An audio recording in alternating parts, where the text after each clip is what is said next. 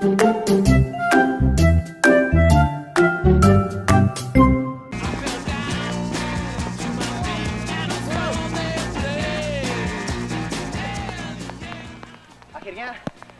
Panji berhasil.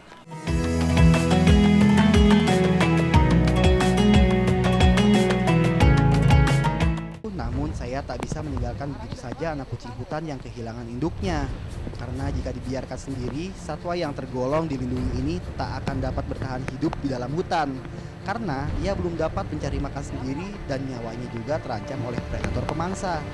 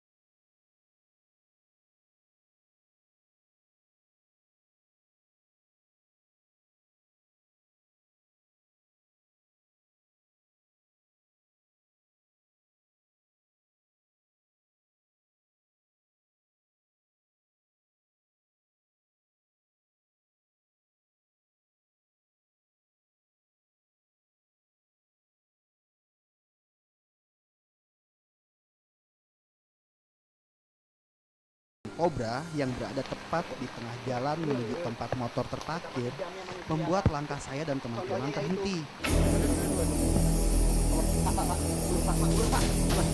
Bagi saya yang sudah terbiasa dengan ular, sebenarnya tidak masalah bertemu dengan predator yang menghalangi jalan keluar seperti ini. Namun kedua teman saya yang belum terbiasa langsung membuat ciut nyali mereka.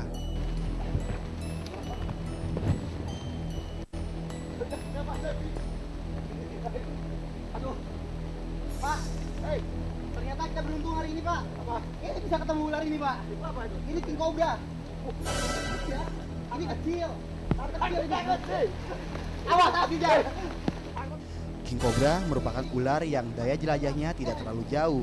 Namun demikian, ia memiliki daerah teritorial atau kekuasaan yang tidak boleh dimasuki oleh ular lain. Ia pun langsung merespon kehadiran saya dengan posisi siaga dan siap bertarung. Nah, enaknya udah makan nih. Ini enaknya kita lepas lagi, Pak. Apa? Karena kalau kita bawa, nggak mungkin. Terserah kau. Aku takut. Ambil apa? Serangan King Cobra yang satu ini begitu cepat dan sangat agresif.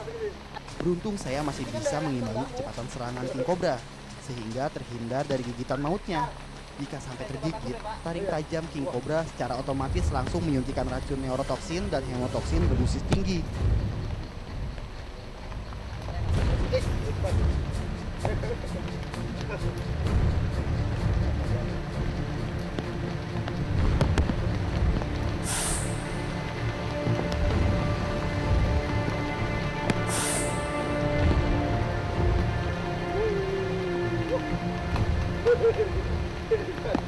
Pak, pegang Pak, ekornya Pak.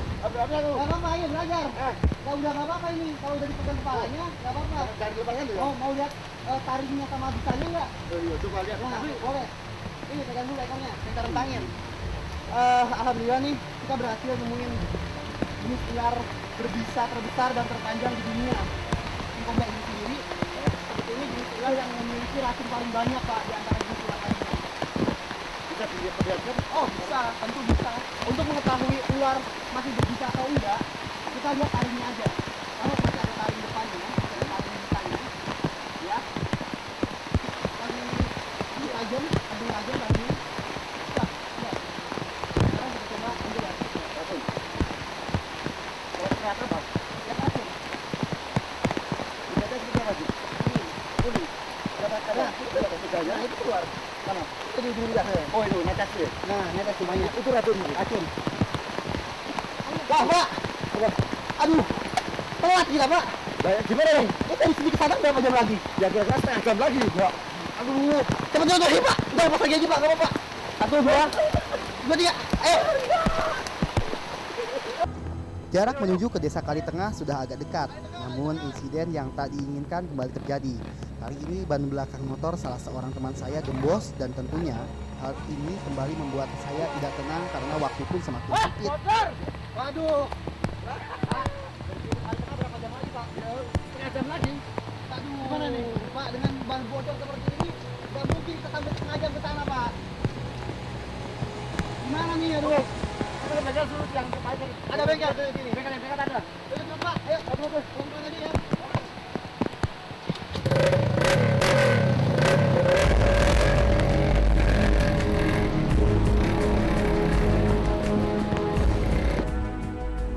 Beruntung, tak jauh dari tempat kami tadi mengalami gembos ban, ada sebuah bengkel yang kebetulan bisa menolong kami.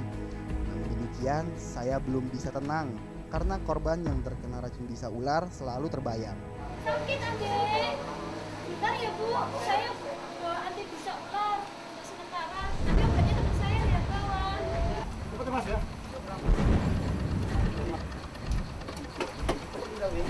Meski sudah lumayan dekat, namun medan yang semakin berat menjadi tantangan tersendiri bagi kami. Terlebih, waktu yang tetap berjalan membuat saya pun harus memacu laju motor untuk bisa lebih cepat lagi.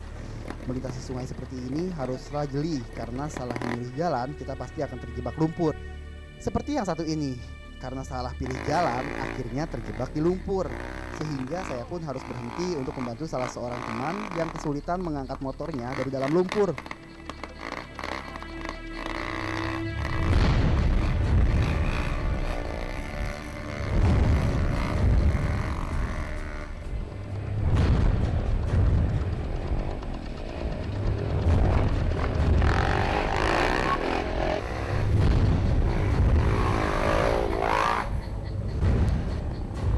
Akhirnya kami pun sampai di sebuah lereng curam yang merupakan jalan pintas untuk menghemat waktu menuju Desa Kali Tengah. Namun kami tak bisa melanjutkan perjalanan menggunakan motor, sehingga saya memutuskan untuk menuruni lereng curam dan melanjutkan perjalanan dengan jalan kaki. Itu kalau merupakan jalan terakhir sih buat motor. Kita menuju ke Kali Tengah. Itu merupakan jalan terakhir. Jalan terakhir. Iya. Ini ke sini cuma 10 menit. Tapi kalau kita pakai motor sana harus kita bikin tebing. Ayo, Ya. enggak apa-apa. 10 menit enggak Nggak apa-apa. apa. Kita refling. Iya, karena Sekali Pak. Iya Pak, yang ini Pak. itu. Oke, aman? Siap. Ujungnya di bawah.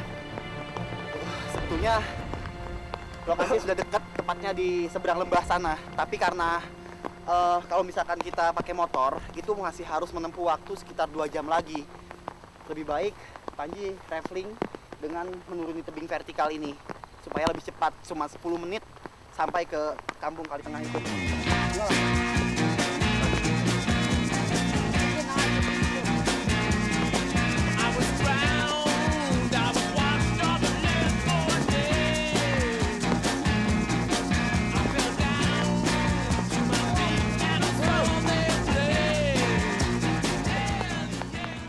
Akhirnya Panji berhasil traveling dari atas bukit tersebut dan sekarang tinggal Panji melewati lembah di depan, jurang, dan ada lembah juga di sebelah sana, dan di atas sana itulah Desa Kali Tengah. Langsung, go.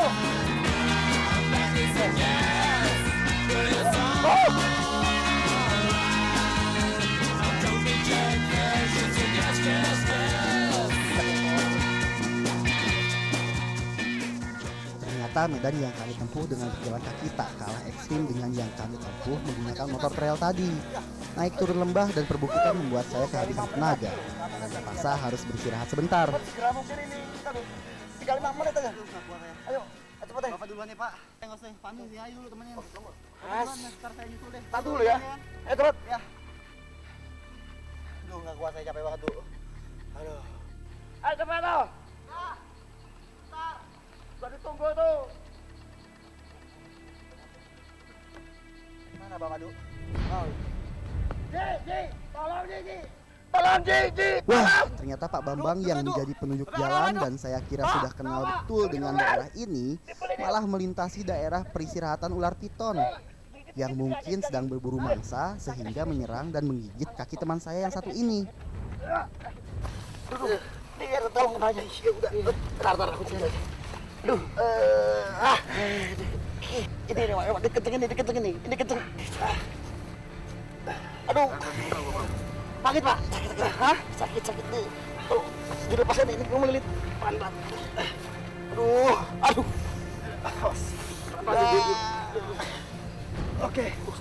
Aduh, kenapa? Pak. Kita kan harus ke kali tengah, Pak. Iya. Udah nggak apa-apa, ularnya udah saya singkirin. Bentar sih. Mana, Pak? Coba saya periksa dulu, Pak. Ayo, pelan-pelan aja. Kita pelan-pelan jalan, Pak. Lembah dalam kondisi hujan seperti ini benar-benar terasa sangat berat. Namun demikian, hal ini menjadi sebuah pilihan karena merupakan jalan pintas untuk dapat menghemat waktu. Akhirnya perjalanan saya dan teman-teman menembus hutan, melintasi lereng dan sungai serta naik turun lembah dan perbukitan berakhir di sebuah desa yang sedang dirundung duka karena salah seorang warganya tengah meregang nyawa terkena racun bisa ular. Ini, Pak. Ini rumahnya, Pak. Mainnya. Pak. Ya. Ini loh, saya datang mau obat ini. Syukur kami cepat. Mana? Ayo cepat. Masih ini. Suasana penuh kekhawatiran begitu terasa saat saya dan teman-teman masuk ke dalam rumah sederhana yang berada di pinggiran hutan ini. Wajah-wajah tegang pun terlihat jelas dari raut muka orang tua dan kerabat korban. Ular apa ya? Ular apa sih yang gigitnya, Dek? Ular apa dia? Tapi bekasnya besar loh ini. Iya itu. Wih, bekasnya tuh. Lebar. Di mana digigitnya? Di belakang. Ya, coba cari jika ya. Di dekat pohon itu. Ada pohon situ ya? Iya. Aku cari dulu ya untuk memastikan ular apa yang gigit Iya. anaknya ya. Untuk memastikan ular apa yang telah menyuntikkan racun bisanya, saya dibantu teman-teman berusaha mencarinya di lokasi tempat korban bermain. Kondisi kebun di sekitar rumah yang dipenuhi dengan semak dan ilalang memang menjadi tempat yang disukai oleh ular. Hati-hati ya. Hati-hati. Bapak ini ular kayaknya, Pak. Ini kecil sekali. Iya, kecil tapi berbisa loh, jangan salah. Nih, Apa ini namanya kalau sini ular gadung itu? iya gadung atau ular hijau ekor merah. Oh, di sini. Tapi ini masih anakan, Pak. Memang di sini banyak. Banyak ya, Pak ya? Banyak. Kita tetap harus hati-hati nangkap ular yang satu ini, Pak.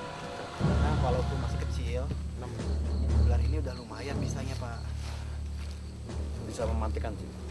Wah, ini sebetulnya dibilang mematikan nggak juga. Iya.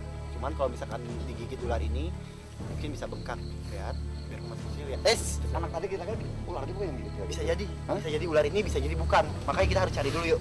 Apa mungkin ada yang lebih besar lagi? Makanya yuk kita cari lagi, Pak. Serius, Pak.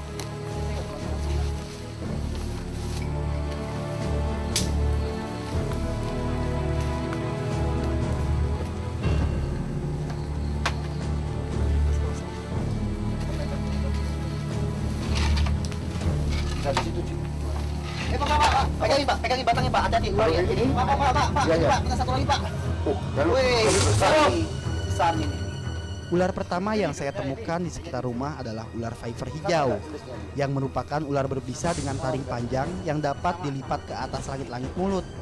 Ular ini sangat berbahaya karena ia bisa menyuntikkan racunnya jauh ke dalam sel darah manusia dengan menancapkan taring tajamnya yang panjang. Semua. Ini jenis ular yang punya taring paling panjang, Pak. Ini panjang taringnya. Tarik-tarik mana taringnya?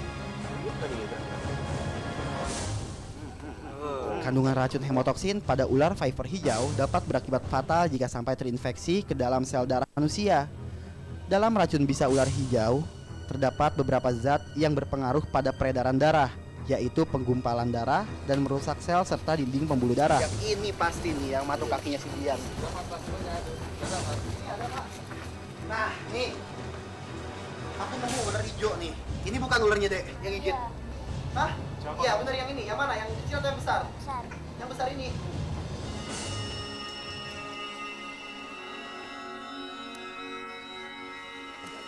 Aduh, ampun ya. Hari ini seharian kehujanan kita nganterin obat. Terima kasih Pak Bambang, Pandu, terutama kamu Panji. Iya, sama-sama Hari ini Mbak. kita sudah menyelamatkan nyawa manusia dari kematian. Ya, sama-sama saya juga ikut senang bisa membantu kan. Iya. Oke, kalau gitu udah mulai sore nih. Kita harus cepet-cepet pulang kembali.